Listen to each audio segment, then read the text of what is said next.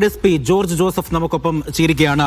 George Joseph, കേസിൽ വിചാരണ ഘട്ടത്തിലടക്കം വലിയ തരത്തിൽ വിവാദങ്ങളൊക്കെ ഉണ്ടായിരുന്നു. താങ്കളുടെ ശ്രദ്ധയിലും അത് പെട്ടതാണ്.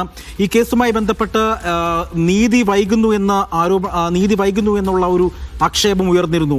അതിജീവിത അതിനെതിരെ കോടതിയിൽ പോയി സമീപിക്കേണ്ട ഒരു സ്ഥിതിവിശേഷമൊക്കെ ഉണ്ടായിരുന്നു. ഇപ്പോൾ ഇതാ നീണ്ട നാളിന് ശേഷം ഡിസംബർ 8, അതായത് 8.5 വർഷത്തിന് ശേഷം ഈ കേസിന്റെ വിധി വരികയാണ്. ഡിസംബർ 8-ാം തീയതി എല്ലാ പ്രതികളും അന്ന് കോടതിയിൽ ഹാജരാകണമെന്നാണ് പറയുന്നത്. ഈ ഘട്ടത്തിൽ താങ്കളുടെ ഒരു പ്രതികരണം എന്താണ്? ഇല്ല, കേസിന്റെ തെളിവുകൾ വെച്ച് നമ്മൾ നോക്കുമ്പോൾ പ്രതികളെ എല്ലാം ശിക്ഷിക്കാനാണ് സാധ്യത.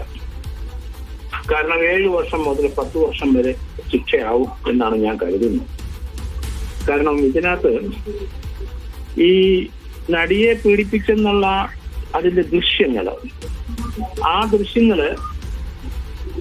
അത് ദിലീപിന്റെ വീട്ടിൽ വെച്ച് താൻ കണ്ടു എന്ന് ബാലേന്ദ്രകുമാർ പറഞ്ഞിട്ടുണ്ട്. ദിലീപിന്റെ ഏറ്റവും അടുത്ത ആള് സംവിധായകനുമായ ബാലേന്ദ്രകുമാർ പറഞ്ഞപ്പോൾ രണ്ടാമത് ആ കേസ് റീഇൻവെസ്റ്റിഗേഷൻ സ്റ്റാർട്ട് ചെയ്ത് അങ്ങനെ ആ കേസ് ചാർജ് ഷീറ്റ് രണ്ടാമത് അഡീഷണൽ ചാർജ് ഷീറ്റ് കൊടുക്കുകയുണ്ടായി.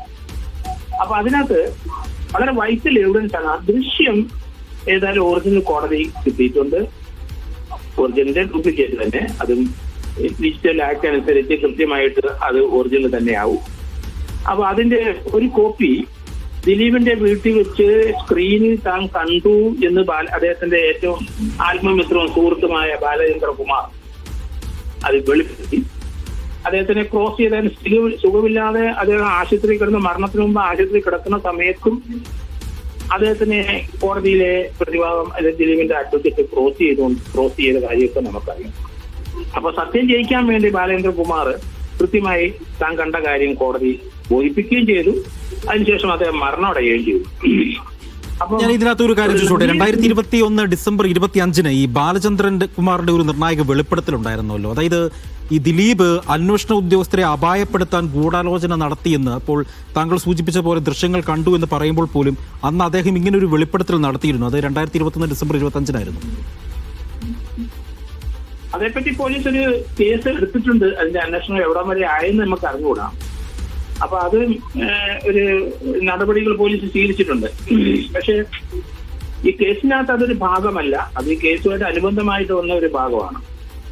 അപ്പൊ ഇതിനകത്ത് എന്റെ ഒരു കണക്കൂട്ടലനുസരിച്ച് 7 വർഷത്തോളം അതിനകത്ത് ആദ്യത്തെ ഫസ്റ്റ് അക്യൂസില് പൾസർ സുനി ശിക്ഷ റിമാൻഡിൽ കിടന്നിട്ടുണ്ട് 7 വർഷം. പിന്നീടാണ് അദ്ദേഹത്തിന് സുപ്രീം കോടതിയിൽ നിന്നൊക്കെ ജാമ്യം ലഭിച്ചത്. അപ്പൊ ഒരു 10 വർഷം ശിക്ഷിച്ചാൽ 3 വർഷം കഴിഞ്ഞാൽ പൾസർ സുനിക്ക് ഇറങ്ങിപ്പോകാം.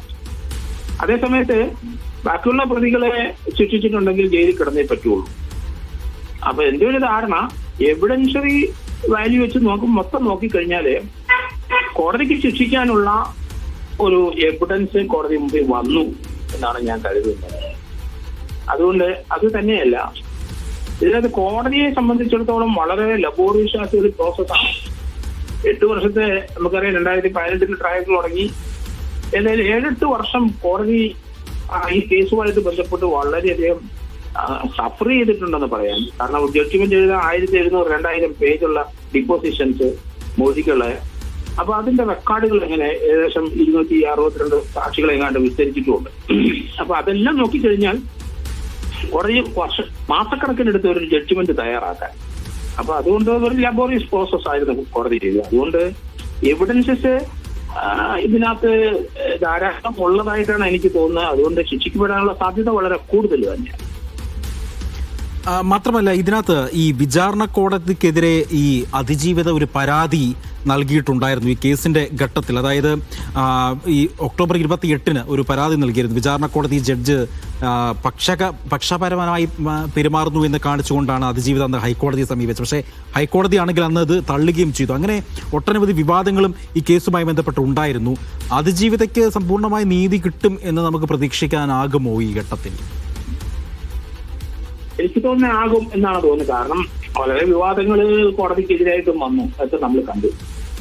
പക്ഷേ കോടതി ആ വിചാരണ ആ കോടതിയിൽ നിന്ന് മാറ്റാനായിട്ട് കോടതി ഒരു അപേക്ഷ വേണമെങ്കിൽ കൊടുക്കായിരുന്നത് ഹൈക്കോടതിക്ക്. അങ്ങനെയൊന്നും കോടതി തയ്യാറായില്ല. ഇങ്ങനെയുള്ള മർഡർ കേസുകളൊക്കെ വരുമ്പോൾ കോടതിക്കെതിരായിട്ട് സ്വാഭാവികമായിട്ട് ആരോപണങ്ങളൊക്കെ വരുന്നതാണ്. പ്രത്യേകിച്ച് ഒരു സെൻസേഷണൽ കേസും ഇന്ത്യയില് ഒരു നടിയെ പീഡിപ്പിക്കാൻ വേണ്ടി കൊട്ടേഷൻ കൊടുക്കുന്ന ഒരു സംഭവമൊക്കെ കേട്ടുകേൾവിയില്ല. ഇന്ത്യയിൽ ആദ്യത്തെ ഒരു സംഭവം തന്നെ. അപ്പൊ അങ്ങനെ വളരെ കോൺട്രവേഴ്സ്യലാണ് ആ ആരോപണം തന്നെ നമുക്ക് തോന്നാം. പക്ഷെ കോടതി അതൊന്നും മൈൻഡ് ചെയ്തില്ല. ആ കേസുമായിട്ട് മുന്നോട്ട് പോയി. കോടതിയുടെ പേരിൽ വലിയ ആരോപണമുണ്ട്. അതേ കോടതിയിൽ തന്നെ ആ ദൃശ്യം ചോർത്തിയതായിട്ട് എവിഡൻസ് വന്നിട്ടുണ്ട്. അതുപോലെ തന്നെ പ്രിൻസിപ്പൽ ജില്ലാ ജഡ്ജി നേരത്തെ ഇരുന്ന അദ്ദേഹത്തിന്റെ ബെഞ്ചിലും ഇത് ചോർത്തിയതായിട്ടും, Angamaly judicial first class magistrate കോടതിയിലും ഇത് 3 സ്ഥലത്ത് ചോർത്തിയതായിട്ടുള്ള എവിഡൻസ് വന്നിട്ടുണ്ട്. ഫോറൻസിക് റിപ്പോർട്ടും ഉണ്ട്. അതൊക്കെ ഏതായാലും കോടതി പരിഗണിക്കും. അത് ആര് അറ്റംപ്റ്റ് നടത്തി എന്നുള്ള കാര്യത്തെ പറ്റിയൊക്കെ വലിയ വിവാദമൊക്കെ ഉണ്ടാവുകയൊക്കെ ചെയ്തു. എങ്കിലും പൊതുവെ നമ്മൾ ഇത് 262 സാക്ഷികൾ കുറെ 10-26 പേര് കൂറുമാറിപ്പോയി. എങ്കിലും ആ പെൺകുട്ടിയെ പീഡിപ്പിച്ചെന്നുള്ള സത്യം അത് ദൃശ്യത്തിനകത്ത് ഉണ്ടല്ലോ. അപ്പൊ അതൊരു ഫോൾസ് അലിഗേഷൻ എന്ന് പറയാൻ ഒക്കില്ല. പിന്നെ ആ ദൃശ്യം നമുക്കാർക്കും കിട്ടിയില്ല. അതേസമയത്ത് ദിലീപിനും കിട്ടിയില്ലേ? ദിലീപിന്റെ വീട്ടിൽ ആ ദൃശ്യമുണ്ട്. അത് കൊട്ടേഷൻ കൊടുത്ത ആരാണ് അയാളുടെ കൈവശം അതിന്റെ കോപ്പിയുണ്ട്. അത് തന്നെയല്ല, ആ ജയിലിൽ കിടന്ന സമയത്ത് ഒക്കെയുള്ള ദിലീപിനെ വിളിക്കാൻ ശ്രമിച്ചതും പൾസർ സുനിയും അതിനുശേഷം ഒരാളെ ദിലീപിന്റെ വീട്ടിൽ പറഞ്ഞു വിട്ടതും പണം ചോദിക്കാനും ഒക്കെയുള്ള ധാരാളം സംഭവങ്ങളുണ്ട്. അത് തന്നെ ദിലീപ് പൾസർ സുനിയായിട്ട് അടുപ്പം അറിയില്ല എന്നൊരു വാദഗതി ഈ കേസിന്റെ സമയത്ത് വന്നെങ്കിലും അതൊക്കെ പൊളിഞ്ഞു പോയതായിട്ടാണ് എനിക്ക് തോന്നുന്നത്. അതുകൊണ്ട് ദിലീപിന് പറ്റിയ അബദ്ധത്തിന് ഏതായാലും ഒരു ശിക്ഷ ലഭിക്കുക എന്ന് തന്നെയാണ് എന്റെ ഒരു കാഴ്ചപ്പാട്.